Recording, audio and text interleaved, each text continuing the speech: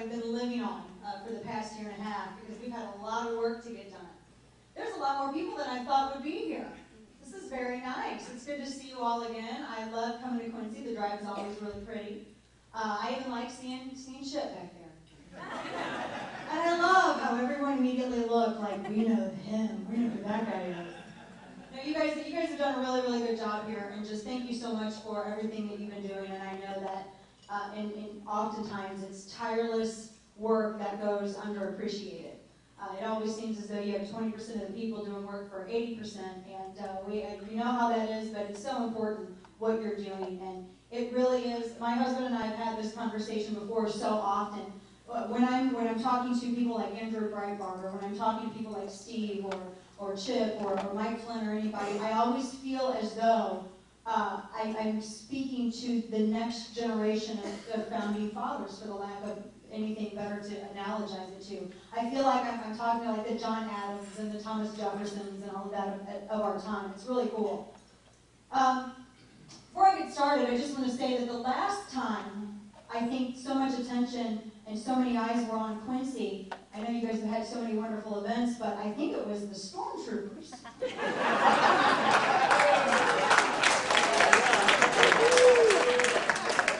So you all were causing some trouble up in here. I saw these videos on YouTube, and there's one of these videos where you have the stormtroopers marching down the street, and someone put the Imperial March from Star Wars to the action, and my kids thought it was great because it's Star Wars. They love Star Wars. And they asked me, are those real-life stormtroopers? And I said, yes, they are, and they're Quincy. They're so cool. And my favorite was the one lady at the very end when she was sort of shaking her arm. There's Adam Sharp of Sharp Elbows. He came and got video, and there was one senior citizen at the very end of the video, and she was standing there glaring at him as they were marching away. She did one of these. Like that. I love it. That is one of my all-time favorite videos. Now, you guys have been doing a lot of work up here, and whenever I feel like I'm at my wit's end with the stuff that we're dealing with in St. Louis, I always think, well, Quincy has it worse. So y'all have that special designation. That's probably why so many of you turn out. We have gone through a lot since I've been here last September. A lot has happened, not just to us as a country, as citizens, but to this movement, this grassroots movement as well. It is evolving. And I'm very glad to see it evolve. I know that there was a poll that came out in the Washington Post saying, oh, Tea Party enthusiasm is waning. And then, of course, you have all of these mainstream media. I call them the media board, and not just because I also like Star Trek. The media board, they come out and they're very excited to take this narrative and run with it because they want to show you all this, we're tired, we did this. This was just a fun thing to do for a while, but now we're going to go ahead and just go back into apathy, and it's not particularly the case. I know Lindsey Graham, who I cannot speak of without doing my Al Gore Lindsey Graham voice, said that the Tea Party was unsustainable. There's no way to sustain. I don't understand why, and forgive me, I'm just going to be real blunt. He and Al Gore sound like some Southern queens. I'm so sorry. I love doing my voice so much. But Lindsey Graham said of you all that this movement is just unsustainable. And that y'all can't get it together, and so nothing's ever going to come to pass. He just said this past week. And I thought that was really, really interesting, little Lindsey Graham saying that about everybody. And I hope that they continue to believe that. I really do. I hope that they continue to underestimate everyone.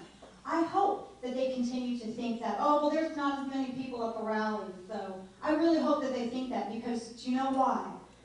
Lindsey Graham talking about you all, he doesn't realize that you're now delegates in the Republican Party, that the Tea Party has infiltrated the GOP. These same people that everyone likes to discount, they have become precinct committeemen. They have taken over the school boards. They're writing letters to their newspaper. They're out not just on the street corner, but they've actually gone and infiltrated, as I've been saying for the past year, to infiltrate and consume from within. So I want them to keep running with this narrative that everyone's just sitting at home on the sofa. Because I don't want them watching where the action is, because then when they take their eye off the ball, they won't realize it until after it's hit them. So I'm very happy about that. They can keep talking about it, and they can keep underestimating everyone. It's difficult, and I know how tiring the work can be. There are some weekends when I quite honestly want to be lazy, and I want to sit in my backyard, and I want to grill a pork steak. I say me, it's really my husband. I'm going to make macaroni salad and watch. But we got to go door to door, and we have to hand out constitutions. And it's very difficult, I know. Doesn't it feel like you're herding cats sometimes? Just to keep everybody engaged and keep on top of everything. There are some weekends, and this is something I don't know how closely you all pay attention to the media cycles, but all of the biggest and baddest stuff will always be pushed forth on a Friday, especially if it's a 3-day weekend, or especially if there's a holiday that falls upon that weekend. Everything will be pushed forward on Friday because the government, the administration, whomever, wants to take advantage of the fact that you all will be otherwise engaged that Saturday and Sunday.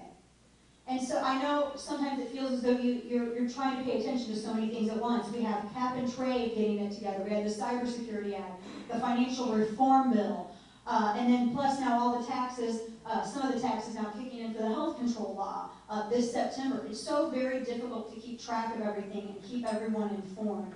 And so I really understand how hard the job can be. But we have to stay engaged. Because it's going to take, as Steve was saying, every single one of us. It really will.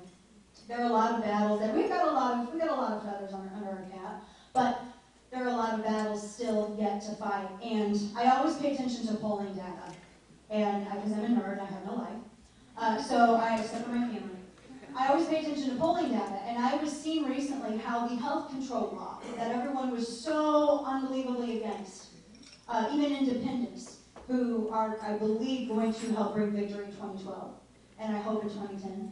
I've been watching this polling data coming in saying that the health control law is now climbing in approval.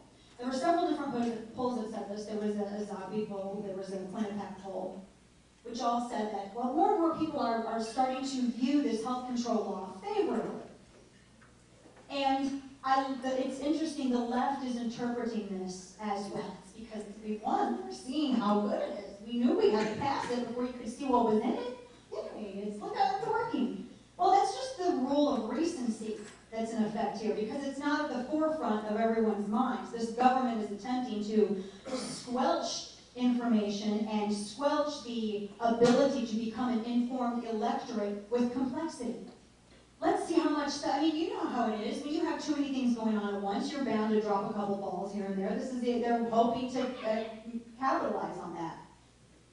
We need to make sure that we keep that at the forefront in everything that we do. In St. Louis, we have Prop C, which is going on the ballot in August. I really wanted to see that go on the ballot this fall, but we'll take what we can get. Prop C is going on the ballot August 3rd is when we all vote, and we're just trying to keep that at the forefront of everyone's mind.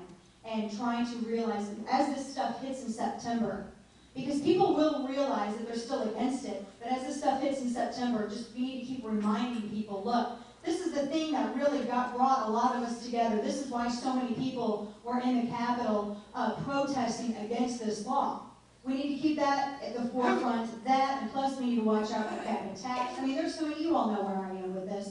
It's very difficult to stay engaged and keep on top of the battles, but with as many as I'm seeing here, I would think that you all pretty much have a lot of that under control, which is very good. I get a lot of email from people who get frustrated. And I don't know how often you guys have to deal with stuff like this in your group, but in St. Louis, we often get emails from people who say, we haven't seen immediate results.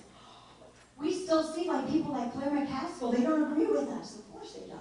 Claire McCaskill's never going to agree with us, like Dick Durbin's not going to agree with anything you all think.